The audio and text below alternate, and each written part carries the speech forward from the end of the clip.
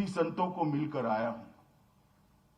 Sufism मध्य Asia और Iran से कश्मीर के रास्ते से हिंदुस्तान में आया था।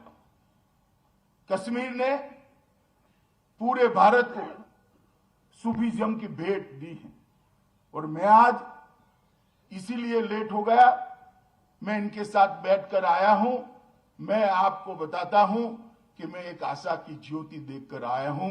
मेरे मन में बहुत आशा जगी है कि जम्मू कश्मीर के अंदर हमेशा के लिए शांति हो सकती है और इसीलिए मैं आज कश्मीर के युवा को भी अपील करने आया हूं, जिन्होंने आपके हाथ में पत्थर पकड़ाए थे, इन्होंने क्या भला किया? जिन्होंने आपके हाथ में हथियार पकड़ाए थे, उन्होंने क्या भला करा? ये पाकिस्तान की बात करते हैं।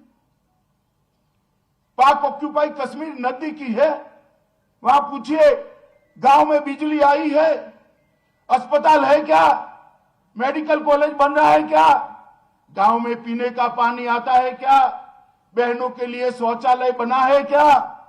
जरा तुलना तो कर दीजिए, कुछ नहीं हुआ है।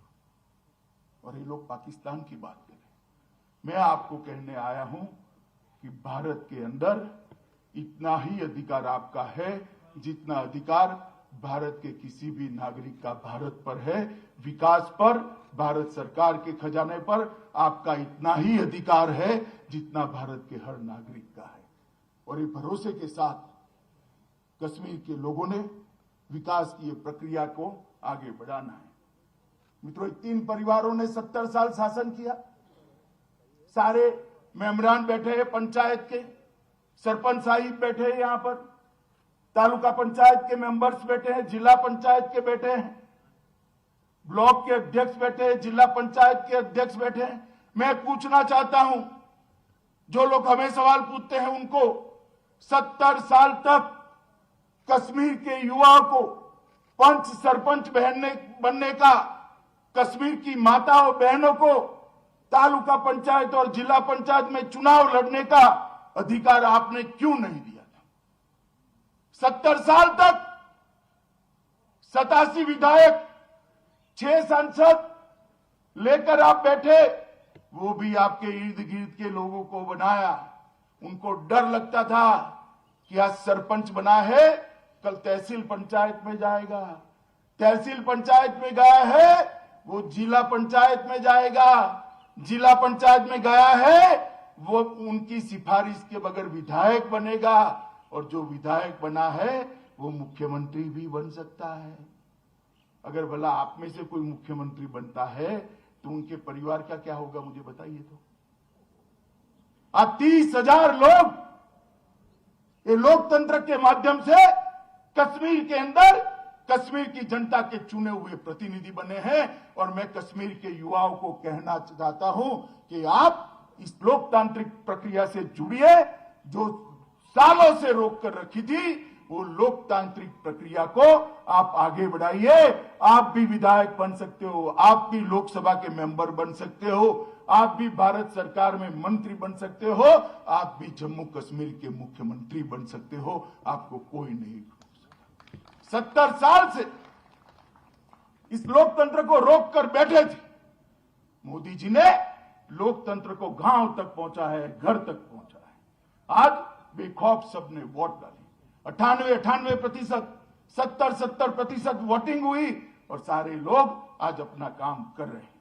आरक्षण का फायदा मेरे पहाड़ी भाइयों को कभी नहीं मिलता था, पहुंचा था भाई, अब उनको मिलने लगेगा।